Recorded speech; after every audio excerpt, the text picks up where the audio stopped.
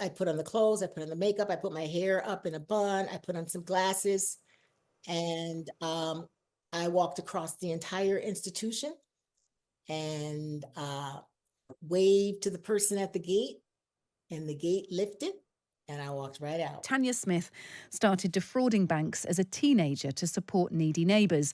Soon she was making millions and living the high life. Now, after spending nearly a quarter of her adult life in jail, she's turned her wild story into a memoir called Never Saw Me Coming. And I'm pleased to say Tanya joins us now on Times Radio. Good evening to you. Hi, thank you for having me. I'm so looking forward to speaking to you, Tanya, because clearly you've got the gift of the gab. You're very canny. You've got a lot of nous about you. So I'm just hoping to sort of pick up a little bit of that aura whilst I speak to you, a little bit of how you were able to do what you did over a period of years. In fact, you managed to pull off, well, a daring $40 million scam that the FBI struggled for decades to unpick. What was the motivation initially, and did that motivation remain the same the whole way through? Well, initially, I was just kind of trying to even the playing field.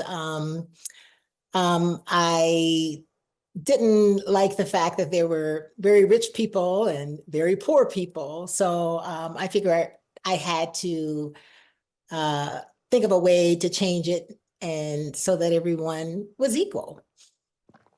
And what did you do? Just explain to our listeners how you sort of set about starting that mission.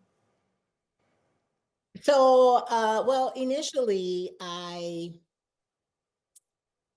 would call into utility companies. There were people in the neighborhood whose lights were turned off, their gas was turned off, owed money for their mortgages, and it bothered me that these kids couldn't read books because their lights were turned off, or kids were hungry because they couldn't eat because their gas was turned off. So I decided to think of a scheme, a way that I could help these families that couldn't help themselves. And I would call into the utility companies and I would pretend I was an employee and that they made these payments, and to reconnect the services. And you did this all over the telephone when you were how old? I started what I called my Robin Hood days about 15 years old. 15 years old. Okay. And it worked. I mean, were you surprised that it worked? You phoned up a utility company, pretended to be an employee, said the payments had been made, and they just wiped the debt. Absolutely. Well, yeah, and sometimes they would catch it, but most of the times they did not. So, I mean, it just gave me a natural high when the lights were turned back on. I mean, it was an accomplishment, but I was able to help someone. Did you not worry about the utility companies and the fact that you were sort of conning them, I suppose? I mean, you know, everyone has to be accountable at some stage, and these are, you know, big, wealthy companies, I'm sure. But over a period of time, whether it was a utility company or a bank, presumably, you know, either individual people were losing money or organizations were losing a lot of money. Did you ever feel, you know, guilty, bad about that? Absolutely not. I was helping people that couldn't help themselves. These utility companies have millions and millions and millions of dollars, and their executives live very well. These people needed help, and I'm for the underdog. Always have. Let's look at the roots of it. I mean, I was reading about the story of you and your twin sister, clearly really clever kids. You got the pair of you into an elite private school, didn't you? How? Absolutely. Yeah, I just wanted to see what it felt like to be in the best and the top schools with the smartest kids. I've always been a competitor. And when I found out that Regina High School was the best school that you could go to in Minnesota, I was going to get in by any means necessary, and I did. And how did you do it? I pretended to be my parents. Initially, I pretended to be not the headmaster, someone at the school. It was a counselor, and I pretended to, well, actually what I did is I called the school and told them that I had two twins, adorable twins, that would be a great access to the school and how smart we were. And I went on and on and on. And the headmaster there said, send all the information about the twins. And I sent it. And we got into the school. Wow. I mean, again, your gift of persuasion must be incredible. But also, I don't know how old you were then, but you were convincingly able to be an adult, to kind of play this adult role, to sort of stick by your guns, to never break, to sort of play this part. I mean that is almost. Look. If you'd have put you in front of a psychiatrist when you were 13, 15, what do you think they would have said about you? The fact that you could carry off these sort of plots, even if they were for good.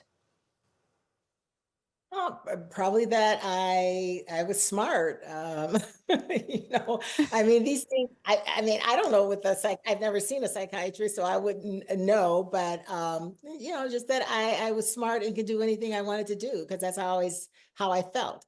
I was totally fearless. I had a lot of confidence, and if there was something I wanted to do, I would do it, and I would make sure it happened. And that's how I've always been. You became fascinated by computers, didn't you? And I think you got someone to send you a computer or something, and that's when the kind of fraud stepped up a gear, right?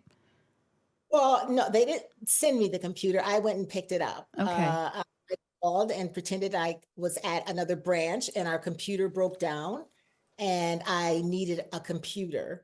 And they believed I was from the other branch. And I went there. She had it waiting for me downstairs in the basement. And she let security know that I was coming.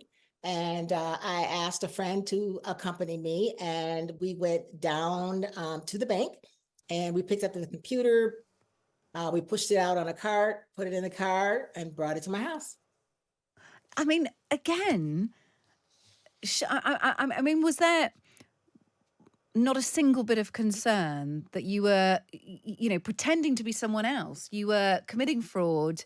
You were impersonating a member of staff, to the point where someone in a bank just willingly handed over a computer. Was there ever a flash of conscience, I suppose I'm asking? No, not at all. I mean, I just felt like I was on a mission. I had something to do when I was young. I felt like I was going to save the world and help the people that couldn't help themselves. And I was going to do that by any means necessary. So no, I did not. Wow. We're speaking to Tanya Smith, the author of Never Saw Me Coming, about how she managed to defraud banks in the United States over a period of several years. She did end up going to prison for it, and we'll talk more to Tanya in just a second. I just want to update our listeners on a live developing story that's been going on for the past few days in terms of the intensifying of action between what is understood to be Israel and Hezbollah. And the UK Foreign Secretary David Lammy has called for an immediate ceasefire between Israel and Hezbollah. He made the comments during an official trip to Paris. He's meeting other foreign secretaries, including Italy and Germany, as well as the US Secretary of State, Antony Blinken. That is an interesting thing to do, surrounded by other foreign secretaries. That David Lammy, whether they knew he was going to do this, whether we'll hear from the other foreign secretaries, I don't know yet. But he has called for an immediate ceasefire between Israel and Hezbollah. Tanya Smith, let's go back to you. You hacked into banking systems. Tell me how the operation worked, because this is when the thousands of dollars, hundreds of thousands of dollars started to trickle in. How were you able, with a series of people working for you, I understand at this stage, how were you able to extract that much money from US banks? Well, I mean, there wasn't just one way I did things. I did things many different ways. So I started out calling the banks again as an employee and getting all the information I needed to do the transfers. And they would give me what's called the code of the day or the password, and I would be able to use that to transfer any amount of money wherever I wanted it to go. And after once I realized that they were all using computers and it would be easier for me to use a computer myself and I wouldn't need the employees at the bank anymore. That's what I ended up doing. And I ended up setting the computer up in my parents' attic. And then I got someone to come out and do all the wiring and everything for me. And I started doing the transactions myself. Tell us a little bit about about your background so we can understand some of the psychology behind this? So I grew up in Minneapolis, North Minneapolis, and my dad was friends with billionaires. I mean, the Pillsburys, the Wheelock Whitneys, they owned the Nagleys. You know, they owned everything. The Minnesota at the time, Ben Berger owned the Minneapolis Lakers because it was the Minneapolis Lakers at that time. But these were my dad's genuine friends, and they really, really loved him. And we used to go over to their houses, and they had mansions, they had maids, they had cooks, and I just it bothered me to go back to other neighborhoods where people were starving and didn't have anything. And that's when I really started seeing the value of money or the power of money. And then when I was chasing Michael Jackson, I went to Compton, California, where my relatives lived. And So that when you say bothered me. casing Michael Jackson, just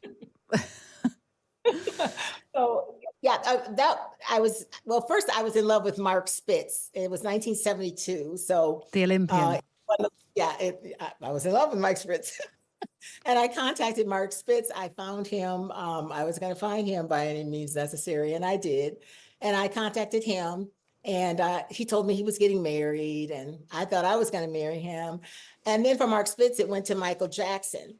And you know, I'm a dreamer, but I like to make my dreams come true. So I flew out to California to find Michael Jackson, to meet Michael Jackson. And when I got there, the first thing that I saw was, you know, poor people and how they really lived. And that bothered me. Bars on the homes in Compton, and it bothered me. And We should say I though that the money that you stole wasn't just to help poor people. You did live in the end of kind of a very affluent life, didn't you?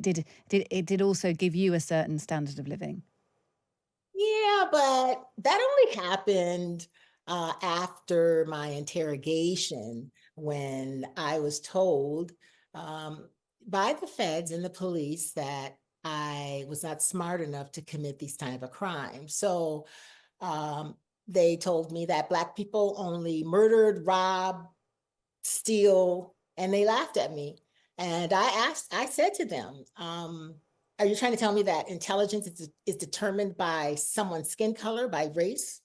And they just laughed at me. Can you believe she said that? And I said, well, I'm going to show you what this Black woman can do. Mm. And that's what I did. So my fight was really with them. And then, I mean, I was making so much money, and I realized the power of money and what it can do. And I mean, I like Rolls Royces, so if I had the money, why not buy one? You were eventually busted after quite a few years, but you broke out of jail. I mean, again, this, whether it's intelligence, belief, whether it is something in the wiring of you that makes you attempt audacious things and believe in them so much that you get away with them. I don't know what it is, Tanya, but you broke out of jail. Just tell us about that. I've always been a risk taker, so I'm not afraid of risk. And Clearly. so after I had my trial, it was a farce trial. I felt like I was done wrong, and I had to get out to hire me an attorney to get out of this mess. And so I had to devise a scheme, and I was initially gonna cross the river that was by the institution, but I decided that was too risky because no telling what was in that river and those currents. And so I decided to walk out of the institution as a lawyer. And that's what I did. So you dressed up as a Yes. lawyer and walked clean out of the jail. Yes, I had someone that worked at the institution bring me a briefcase, heels, makeup, a suit. And I basically ran to the administration building right after the 4 o'clock count. And I put on the clothes, I put on the makeup, I put my hair up in a bun, I put on some glasses, and I walked across the entire institution. and waved to the person at the gate, and the gate lifted, and I walked right out. And you were on the run for what, 8 or 9 months or so. You were eventually caught up with, and you did spend more time in jail, getting out eventually after sort of swatting up in the prison library. You were able to get out early. You got 24 years, ended up serving 13. I mean, quite a lot of time has passed by since then, and you're now kind of a suburban mum living in LA. I wonder how you remember those days. I mean, in breaking out of jail, even, you obviously didn't accept your guilt at all. And there is criminality involved in what you did. It is also a kind of awe-inspiring, shocking story of being able to get away with it, I suppose, and being underestimated by the feds, by the authorities, because you were a young Black woman. What do you think about the person you were back then now? Well, I mean, I like that person. I'm still that person. I don't do anything illegal, but I still feel the same way. I'm still a fighter for the unfortunate people. I still have the same beliefs. I've always been that person. And I loved her. I loved Tanya back then, and I love Tanya today. Look, it's been fascinating speaking to you. The book, I've got it here, Never Saw Me Coming, and it's out at all good bookshops. It's a fascinating story, and I won't call it inspirational because you are breaking the law, but some of the audacity is to be admired, in my point of view, from my perspective, and the fact that you were convincingly able to do it for so long, and with good intentions, I think. Tanya Smith, thank you so much for joining us. Thank you for having me. I appreciate it very much. Cheers. Tanya Smith there, the author of Never Saw Me Coming.